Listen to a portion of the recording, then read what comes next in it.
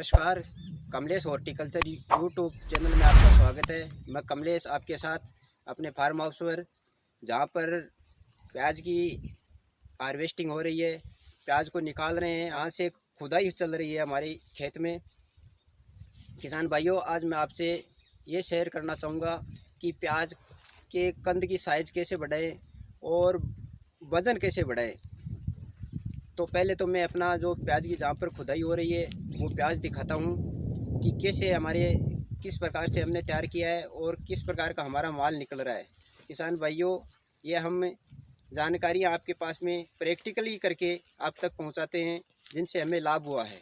तो आप कृपया करके हमारे चैनल को सब्सक्राइब करें। तो हम आपको दिखाते हैं फील्ड में हमारा माल कैसा बन रहा है। तो देखिए ज़रा पीछे जहाँ पर हमारी हार्वेस्टिंग चल रही है, वहाँ पर जहाँ पर माल निकल रहा है वो माल हम आपको दिखाते हैं। दिखाइए भाई साहब ज़रा हमारा माल कितना अच्छा तैयार हुआ है। तो आप देख रहे हो कि हमारे जो प्याज की कंद की साइज़ है वो बहुत ही अच्छी, कम से कम 250 से 300 ग्राम की भी है। और इसका कलर जो देख रहे हो आप, एकदम से लाल रंग का कलर है। हम और भी आपको दिखाएंगे, ज़रा और निकाल के वो दिखाना ज़रा।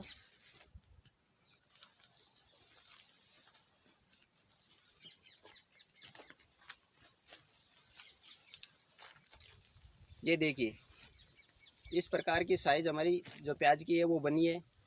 तो हम चर्चा करेंगे कि इस प्रकार की साइज़ बनाने के लिए हमें क्या करना पड़ता है। नीचे कंद बनना स्टार्ट हो जाती है, तो इसमें हमें किसान भाइयों कंद की साइज़ बढ़ाने के लिए कैल्शियम और साथ में बोरोन देना चाहिए। कैल्शियम जो हमारी फसल में जो कंद बन रहा है उसकी साइज़ बढ़ाएगा, और जो बोरोन है वो हमारे जो कंद की साइज़ बढ़ती है। तो कभी कभार क्या शिकायत आती है कि हमारे प्याज है वो फट रहे हैं, तो वो प्याज फटेंगे नहीं, चमक अच्छी बनेगी। इसलिए किसान भाइयों 85 दिन की हमारी जब फसल हो जाती है, नीचे कंद बन रहे होते हैं, तब उसमें कैल्शियम और साथ में बोरोन, कैल्शियम कच्ची बीघा में 4 किलो कैल्शियम और 250 ग्राम हमें बोरोन इसमें देना चाहिए, जिससे हमारी फसल की अच्छी ग्रोथ होगी और अच्छा जो कंद की साइज़ है वो बनना स्टार्ट हो जाएगा।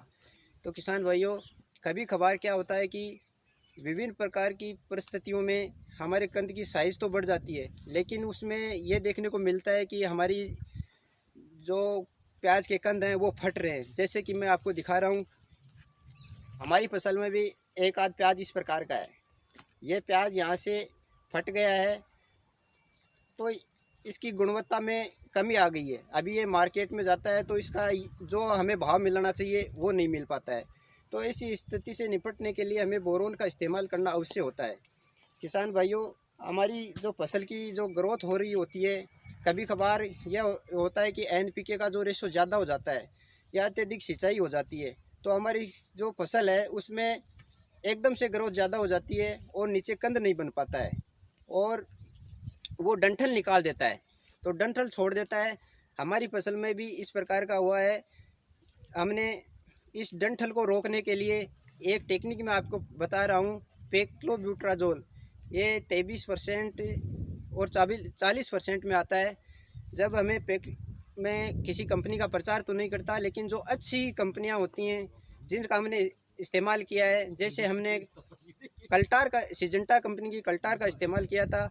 एक टंकी में 8 ग्राम ml इसको लिया था और इसका स्प्रे किया था, जिससे हमारी जो ग्रोथ हो रही थी वो रुकी और कंद में बदलने लगी।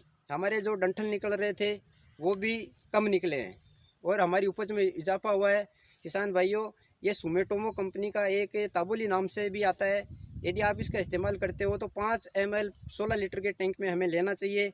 जैसे मैं दिखा रहा हूँ कि हमारी जो फसल में डंठल निकलते हैं वो कैसे होते हैं। प्रारंभ में ही इस्तेमाल करते हैं, स्प्रे करते हैं, तो ऐसे डंठल जो निकल रहे होते हैं उससे निजात मिलती है, और जो डंठल निकल रहे होते हैं उसमें वो न निकल करके कंद में परिवर्तित होने लगते हैं और हमारी फसल में उपज में इजाफा होता है। तो हमें हमने जो आपको ये इस प्रकार से ये डंठल निकलता है और हमारी उपज पर बहुत ही बुरा प्रभाव पड़ता है।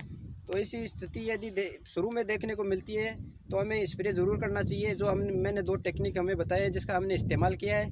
किसान भाइयों, यदि हमारी जब फसल 90 से 95 दिन की हो जाती है तो हमें 1 किलो पर बीघा के हिसाब से 0050 जो मार्केट में मिलता है वो हमें सिंचाई के साथ में देना चाहिए। इससे हमारे कंद तो बढ़ेंगे ही, कंद की जो चमक है वो भी बढ़ेगी, तो मार्केट में हमें अच्छा भाव मिलेगा। 0050 की मात्रा है वो हमें अत्यधिक मात्रा में प्रयोग नहीं करना चाहिए, क्योंकि यदि हम इसकी अत्यधिक मात्रा में इसका प्रयोग करते हैं तो हमारी जो फसल की जो फील्ड होल्डिंग कैपेसिटी रहती है वो कम हो जाती है और हमारा माल जल्दी ख़राब होने लगता है। तो इसका हम संतुलित मात्रा में ही प्रयोग करें। मुझे आशा है कि ये जानकारी आपको पसंद आई होगी। जय जवान, जय किसान, जय हिंद।